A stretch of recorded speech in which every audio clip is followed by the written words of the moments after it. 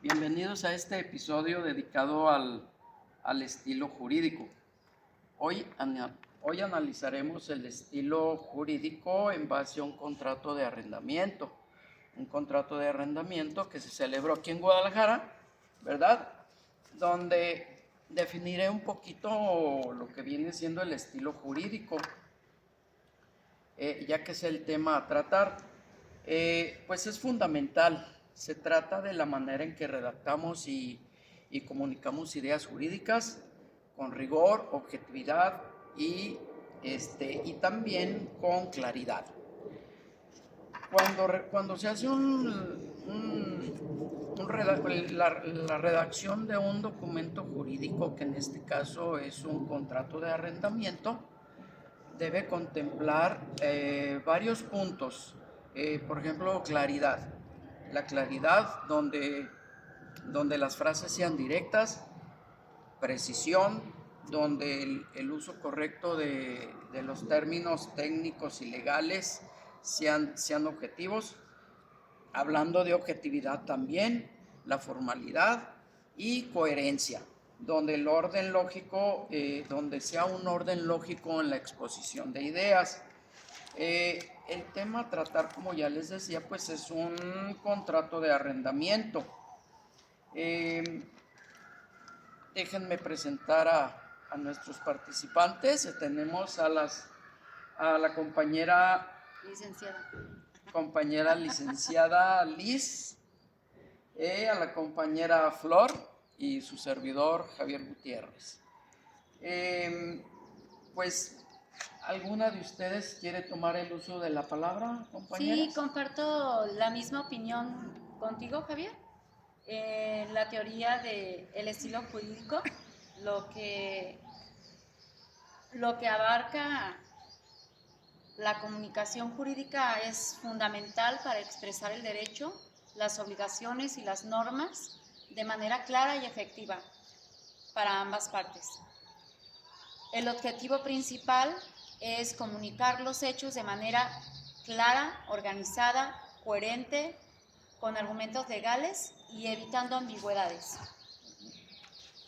Creo que los puntos claves importantes para la celebración de un contrato de arrendamiento,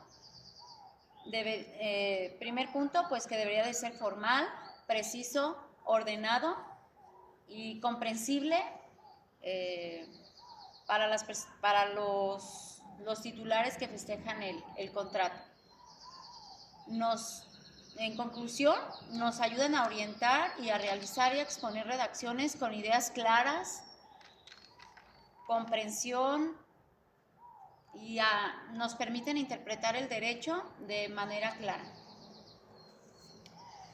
En el análisis que yo hice en el contrato que nos basamos para poder hacer referencia a ello,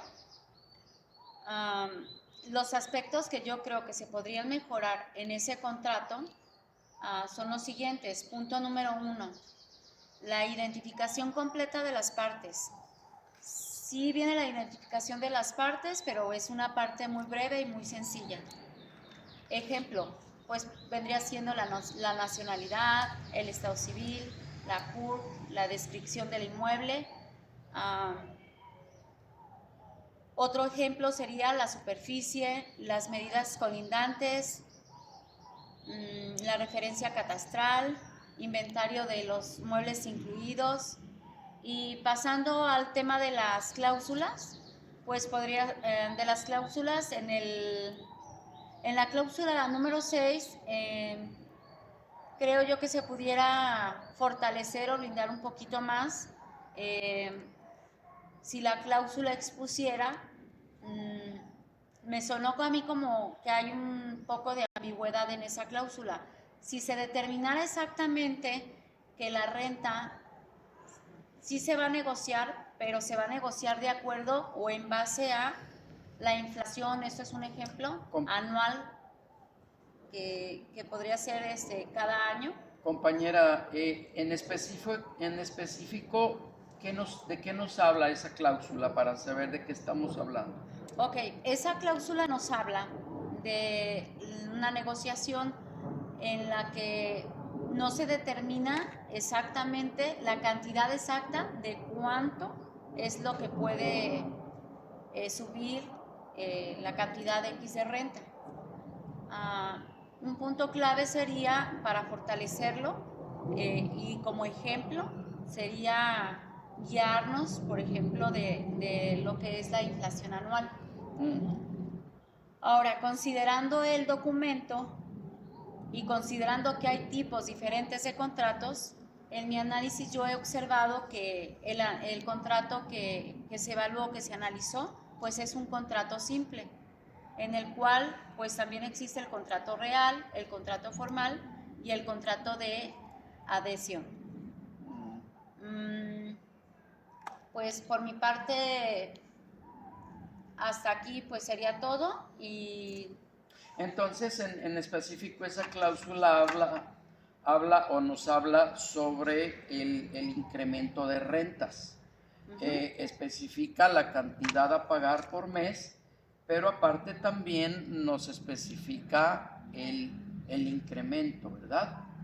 Que con el paso del tiempo pues adquieren, ¿cómo le diré? Pues son necesarios los aumentos. Sí. Entonces de eso habla la cláusula sexta, sí. en este contrato. ¿Usted qué piensa, compañera Flor? Respecto a lo que están hablando del aumento de la renta, sí, exactamente no especifica el cómo se considera el aumento. Entonces, también considero que sí tendría que haber una especificación de eso. Y también noté en ese mismo párrafo que había otro punto, que era en caso de terminar el contrato. Considero que ahí ya se revolvieron dos cláusulas. ¿Por qué?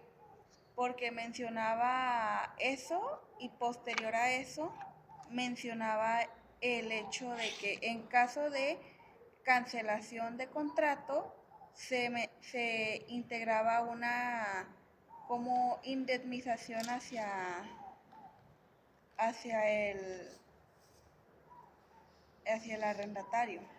Okay. Fue algo que yo noté. Bueno, en un poquito más grandes rasgos que yo noté o que yo analicé en este contrato de compra de arrendamiento es que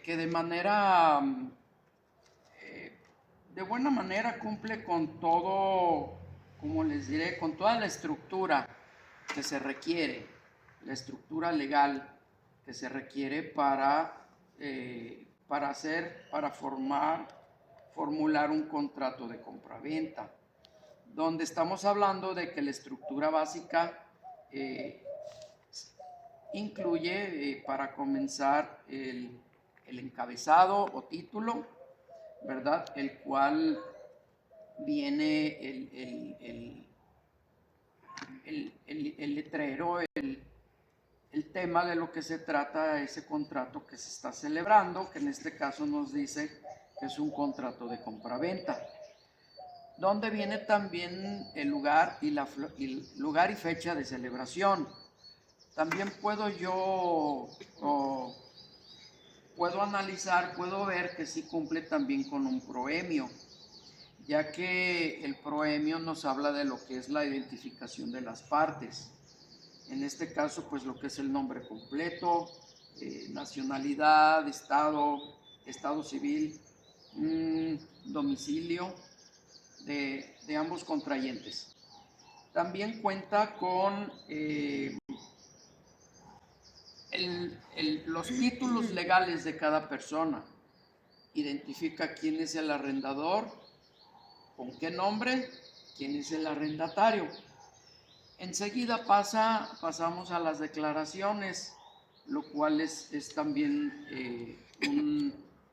un fundamento básico muy importante. Respecto a lo que acaba de anexar de que especifica arrendador-arrendatario, sí está bien especificarlo, pero en el contrato se usa una excesiva de mayúscula en esas frases. Aparte de que sí está bien que se repita constantemente, pero está en mayúsculas, Yo siento que eso en una parte dificulta la lectura de ambas partes, ya que pues, de alguna manera el hecho de que sea mayúscula atrae más la atención hacia allá, a lo que está leyendo una persona. Este era un comentario que yo quería anexar sobre Buena observación, compañera. Sí. Aparte, otra cosa que también me gustaría señalar sería que, bueno, también podría ser muy, muy importante, sobre todo en el contrato, es el tema de que no está una firma de un abogado que lo respalde. La firma de un abogado que respalde el contrato es una parte muy, muy, muy importante por cualquier tema que se pueda presentar de alguna vicisitud, de inconformidad por parte, no sé, del arrendatario o por parte del arrendador. El hecho de que tenga la firma le da un valor jurídico mucho más formal y con más relevancia. Ok, muy bien, compañera. También otro punto del cual se cuenta con el esquema del contrato de arrendamiento son las declaraciones, ¿verdad?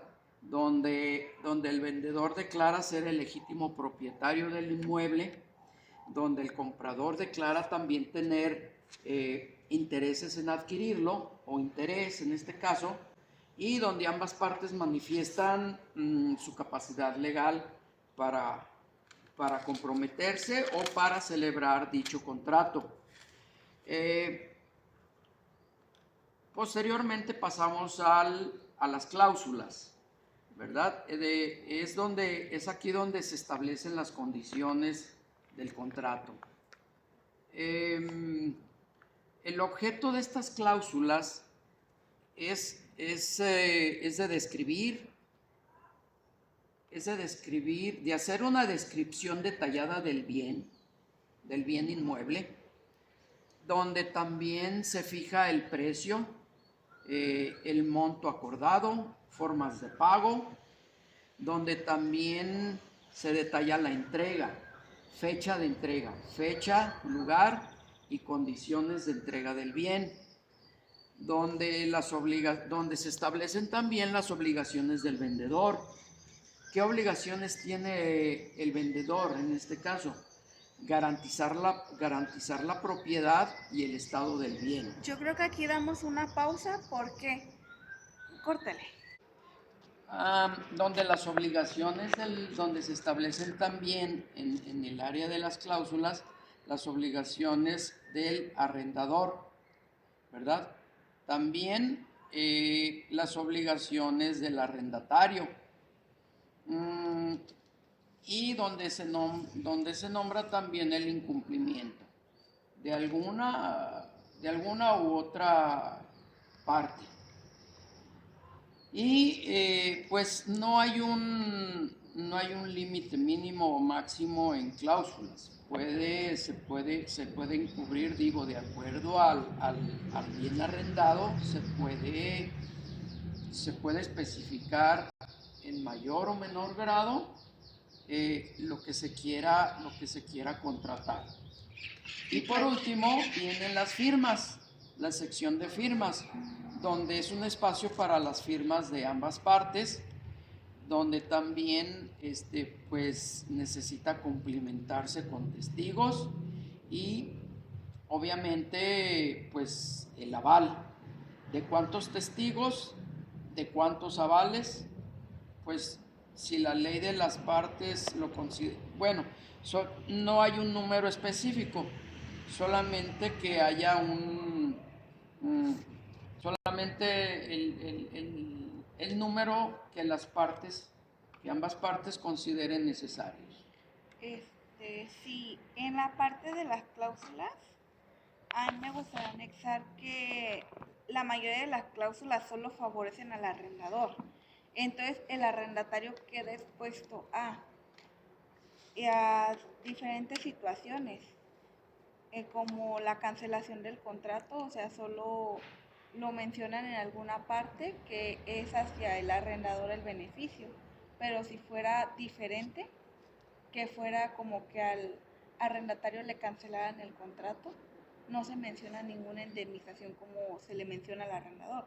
Sí, de hecho se supone que en algún momento cuando se está festejando un contrato y pasa este tipo de vicisitudes, el contrato puede ser hasta nulo. Nulo porque no puede ser solamente a favor de una sola persona. En alguno de los puntos claves que yo comenté es ordenado y comprensible para ambas partes. Es donde se señala que debe de haber una equidad, tanto como para una parte como para la otra. Y otra cosa que me gustaría señalar también, que yo en mi análisis me di cuenta y me percaté de ello, fue que el contrato al finalizar no tiene las copias de, es decir, comprobante de domicilio del arrendatario, comprobante de domicilio de los testigos y no sé qué podría ser. Por ahí hay otros documentos que creo yo hacen falta. ¿Alguno de ustedes lo recuerda? Sí, es copias para empezar, pues de la identificación oficial, ¿no? Exacto, sí. Una identificación oficial tanto de los testigos como sobre todo la más importante, bueno, sin hacer menos a las otras, el aval o el fiador. Exactamente, ¿Verdad? sí. ¿Algo más que quieran agregar, compañeras? En mi análisis, pues esos son los puntos que yo detecté y los puntos que yo externé, pues son los que resaltan y podrían ayudar a darle un blindaje mejor al contrato, fortalecerlo un poco más. Así, compañera Flor. No, sería todo. Sí. Bueno, en conclusión, diré que el estilo jurídico, que es el que estamos tratando aquí ahorita, en base a este documento, es más que una forma es más que una forma de escribir. El estilo jurídico plasmado en un contrato o en cualquier documento legal y jurídico es una herramienta que garantiza seguridad, jurídica. Por lo tanto, un documento bien redactado protege derechos, evita conflictos y refleja también profesionalismo. Como estudiantes de Derecho, debemos practicar constantemente este estilo. ¿Para qué? Para que nuestras intervenciones sean claras, precisas y efectivas. Bueno, pues muchas gracias por acompañarnos en este episodio. Recuerda, el estilo jurídico no es solo teoría, es práctica diaria, ¿verdad? Nos escuchamos en el próximo podcast. Tengan bonita tarde. Hasta luego. Hasta luego. Hasta luego.